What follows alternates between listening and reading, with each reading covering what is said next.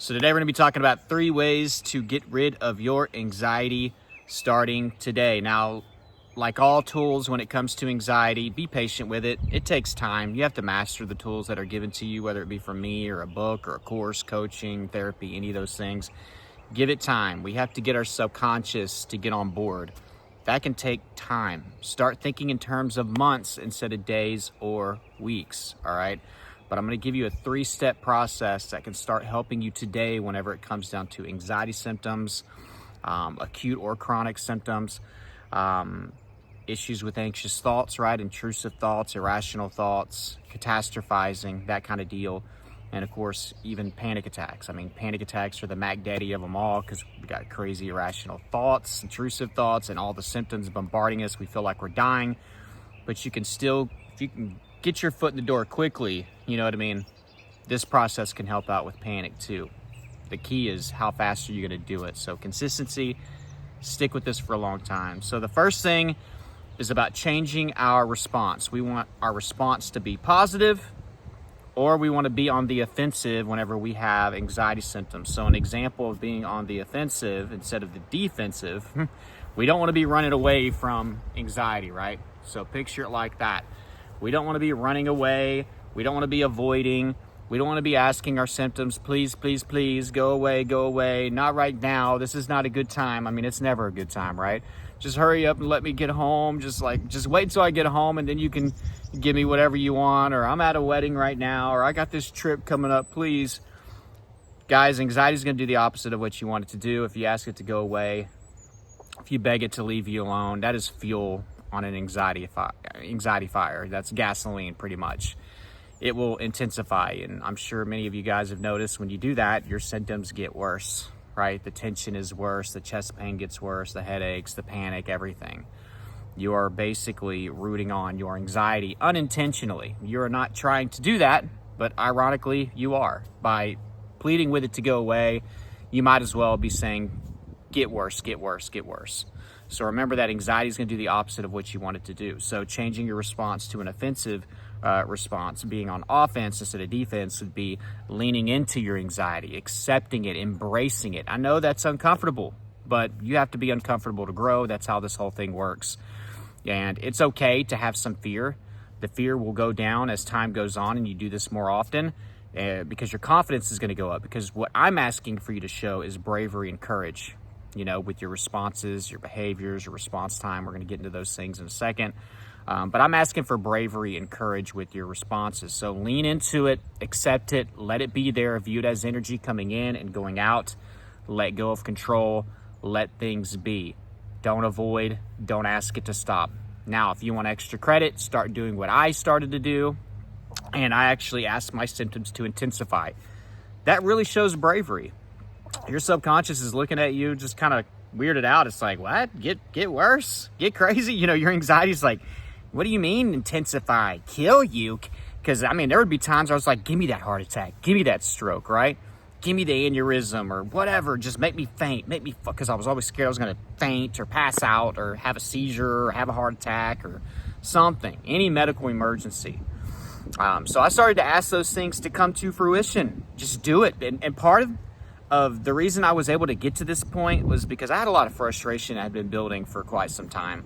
I was tired of it telling me what to do, when to sleep, what to eat, where to go, all these different things, guys.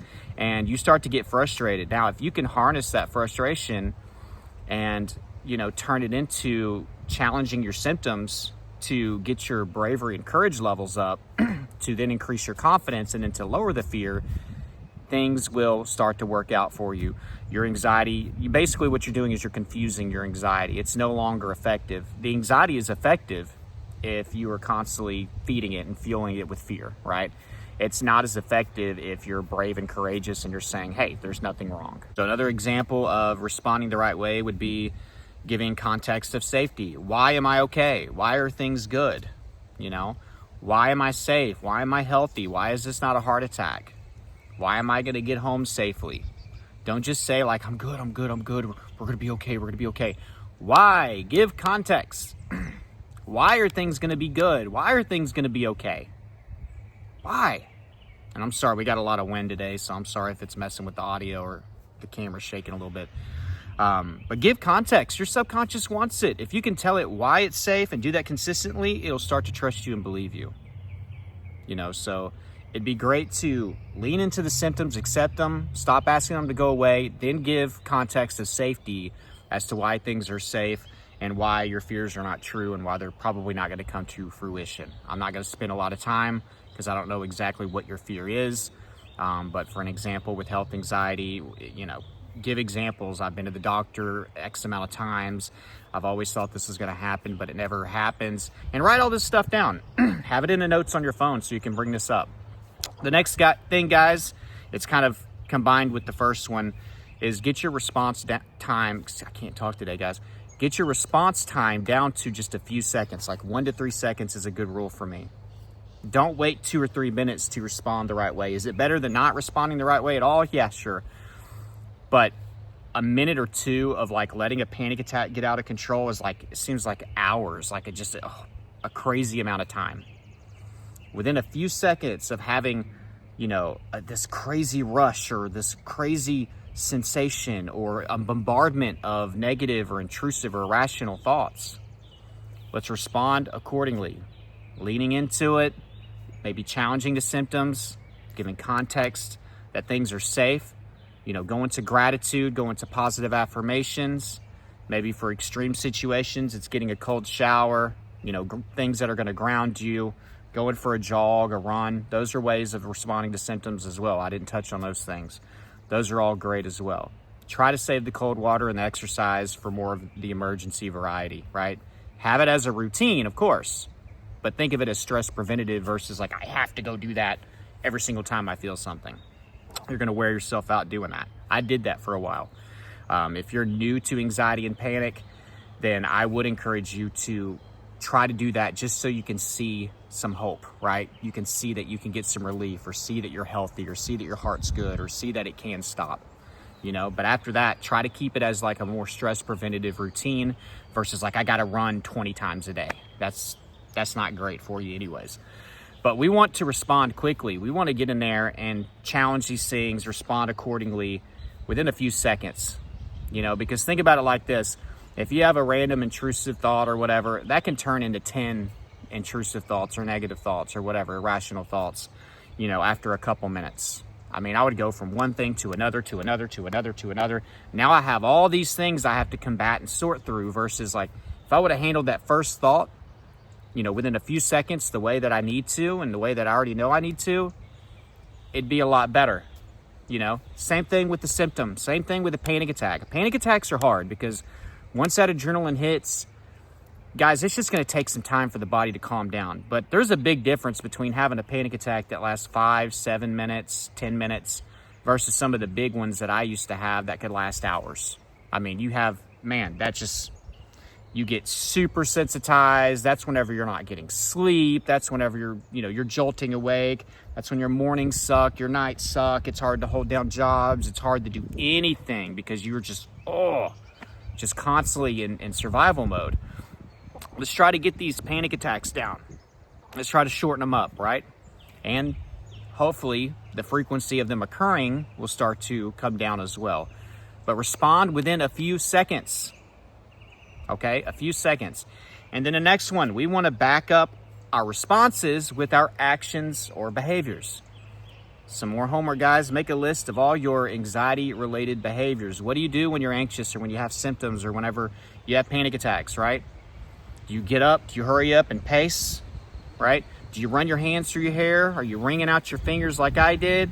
If you're in the car, are you gripping the steering wheel? Are you speeding home?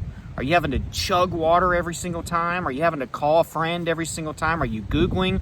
Are you checking your heart rate? Are you checking your blood pressure, your oxygen? Are you running to the ER every single time? Make a list of these things and try to not do them. Because if you're saying, everything's okay, I used to do this all the time. Trey, everything's going to be all right, man. Everything's going to be good. Well, my body language surely does not show that. My body language shows that I'm in trouble, right? So we want our responses and our actions or behaviors to be the same thing, be on the same page. Because then we're going to get our subconscious to trust us a lot more. It'll trust us easier, right? And then remember, like, You know, the thing in the middle is we want that response time to be fast. I'm telling you guys, with those 3 steps, you'll change your life. Your anxiety will get better. But like everything, guys, it takes time and you have to be consistent, you know?